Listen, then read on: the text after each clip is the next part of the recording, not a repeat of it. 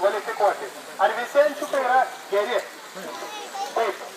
Rodaras klubo prezidentas patvirtino, kad modifikuotų ančiukų nėra, tik padailintų. Ponai, jeigu jūs artėsit prie manęs, niekas daug nebegirdės. Ko jūs einate žemyn, to žmonės ant kalvos nemato, jūs stojat viską.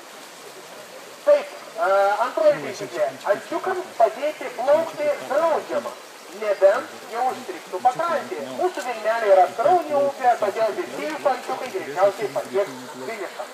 Trečioji taisyklė, ančiukus marodos jau galim, jau jie vandeniška.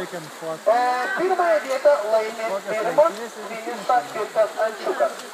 Antras, trečia ir taip toliau. Ir labai svarbi taisyklė, ančiukas nugalėtojas ir jo savininkas privalo turėti ančiuko žetoną. Ta kortelę, kurią turite ir išmanydami ančiuką į registracinę kortelę arba žetoną. Ar visi tokius turite? Ne. Neturite, tai registracija, vadinasi, jūsų ančiukas nedalyvaus plaukime. Kągi, pagrindinės taisyklės aš išvardinau, o dabar paprašysiu jūsų visų kartu suskaičiuoti iki momento, kai mesime ančiukus į vandenį. Pasiruošę? 3, 2, 1, metam!